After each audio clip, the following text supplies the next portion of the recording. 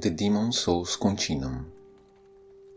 What people call chaos is often a system whose rules they cannot understand. The world is a simple place made of simple rules. Even when space and time seem at their most convoluted, all it takes is a shift in perspective to bring clarity into an otherwise chaotic world. Part 1: Space. The Monumental says half the world disappeared in the first scourge. Unlike most of what comes out of her mouth, this is probably not a lie, since it should be an observable fact if true, making it easily disprovable if untrue. So the first scourge created islands of reality separated by stretches of nothingness, and the Archstones connect these lands, making what remains of the world whole again. That's not so much mending reality as it is circumventing the gaping abyss that's eating it away, but, well, beggars can't be choosers, I suppose. The 6 kingdoms are likely spread in a circle far away and around the Nexus. The Old One is ground zero for the fog, meaning the lands immediately around it would be the first to be consumed. The farthest reaches would last long enough to see the end of the war, as the fog spread unevenly outward, with billowing tendrils cutting them from each other. The circle pattern is reinforced by the word tendency screen and the placement of the Nexus Archstones. And both these conclusions, regarding their distance and position relative to the Nexus, are reinforced by the Monumental's dialogue in Japanese, since, when she says the Archstones were placed at nodes across the earth, the term that was translated as across the earth, Henkyo, means remote region, frontier, or borderland. For the Archstones to have been forgotten, they must have been deactivated sometime after the first scourge, which means these lands were cut off from each other for a long period of time, enough time for history to become legend. After Alan aroused the Old One, the Monumental reactivated the Archstones and reconnected the stranded lands. And for the Archstones to have been forgotten, the Monumentals must also have been forgotten.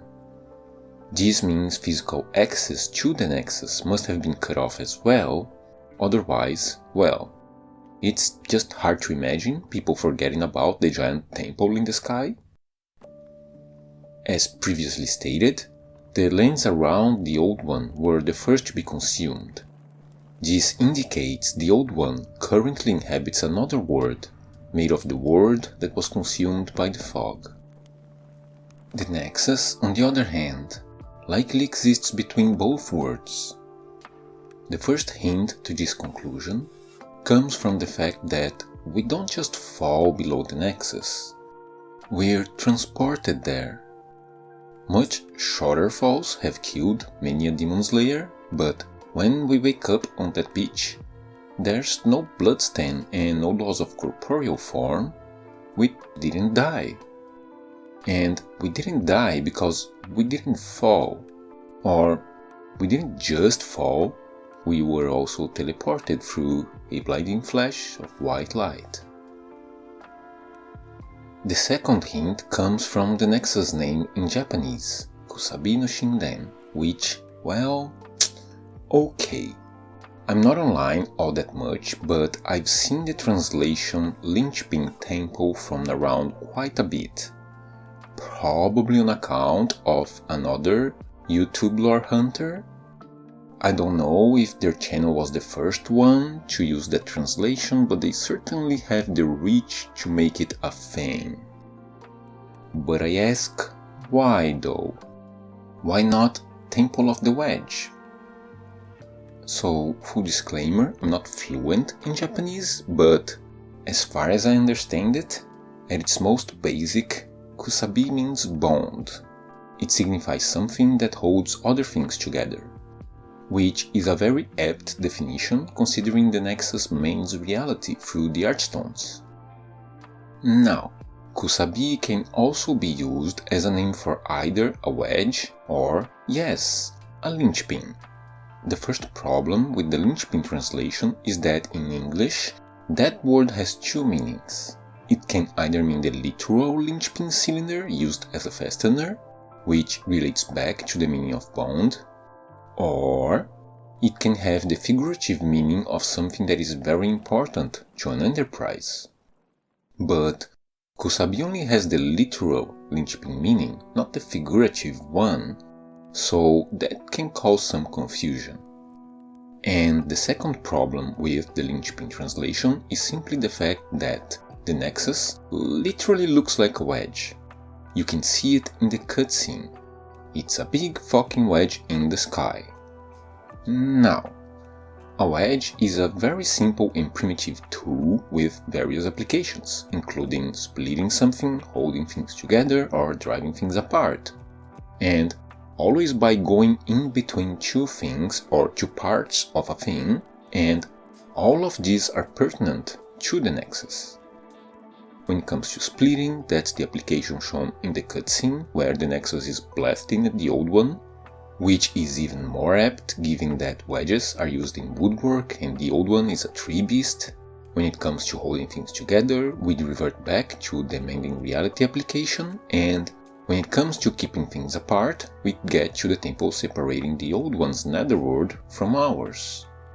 So yeah, all of these indicate the Nexus is currently stuck in between the two worlds, and that it should probably be translated as Temple of the Wedge rather than Linchpin Temple. Moving on. So, how do Archstones connect to each other? Well, Archstones outside the Nexus look like skulls of demons impaled with a sword. Those swords have the same symbols found in the Nexus, the seal, and the signs on the old one's back.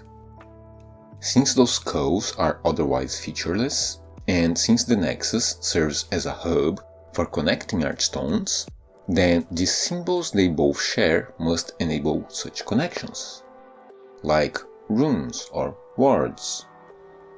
These same symbols also connect the Archstones to the old one, and so, just as the skulls are fueling the Archstones in the wild via their connection to the old one itself is powering the entire system, Nexus included.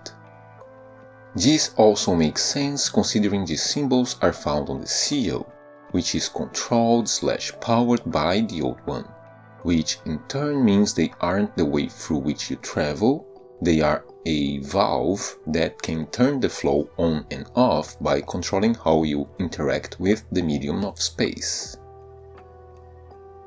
And lastly, we have word tendency. Word tendency is effectively a gauge measuring the strength of the connection from our word first to the old one, and then to the old ones of other words as well. A pure black word will spawn a primeval demon with a colorless demon soul. Primeval implies a demon from the earliest times in history, that is, from the old one's first breed's lineage, and a colorless soul, as colorless as the old one's fog, implies a stronger or more direct connection to the old one itself. That kind of soul also hints at not having been mixed with any other life forces yet, since it doesn't possess any unique properties and isn't stated to have belonged to any characters, named or otherwise, making it a purer example of a demon soul.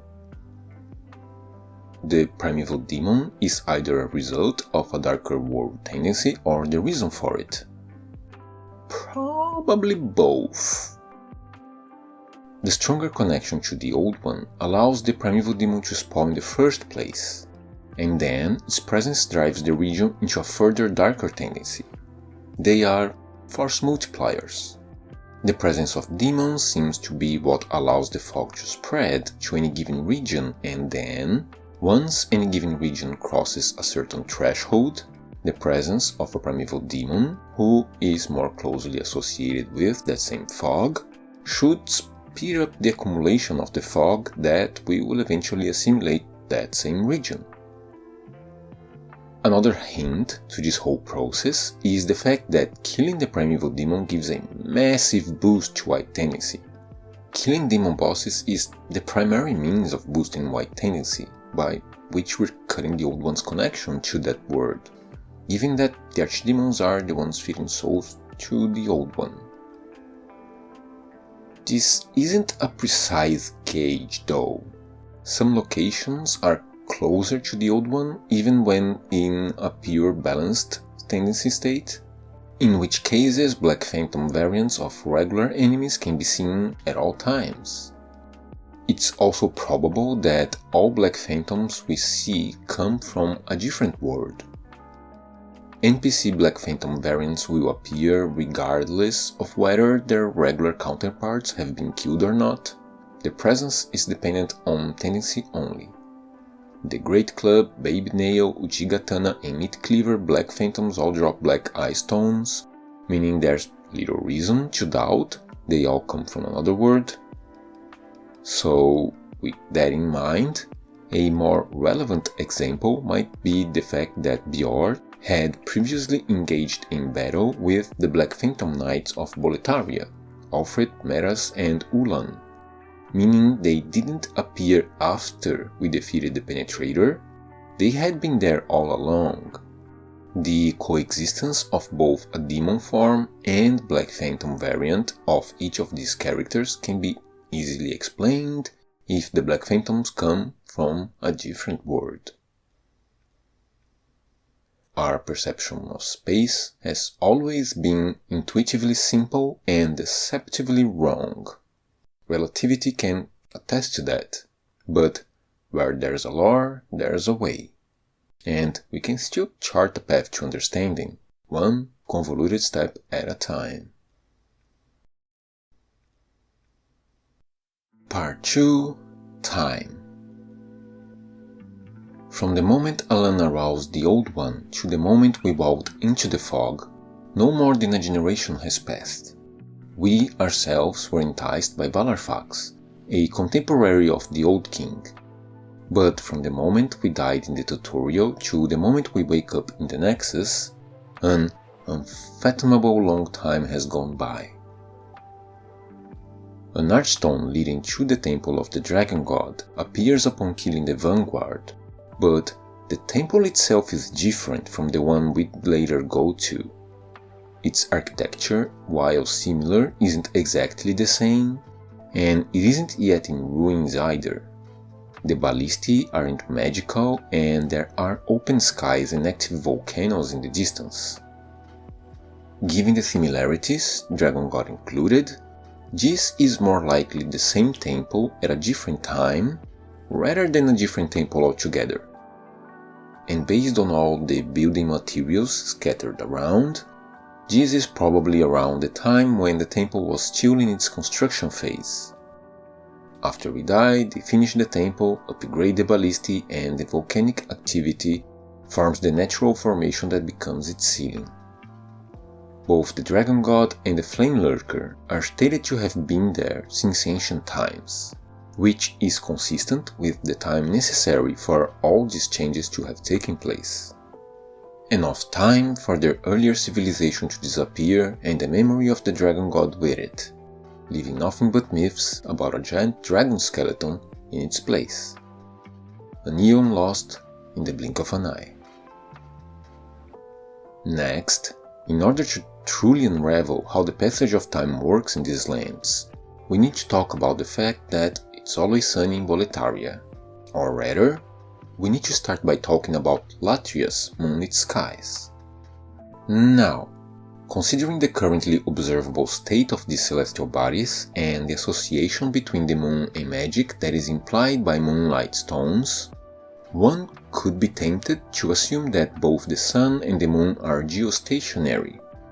But moongrass items make specific mention of lunar phases, indicating there should be an observable orbit.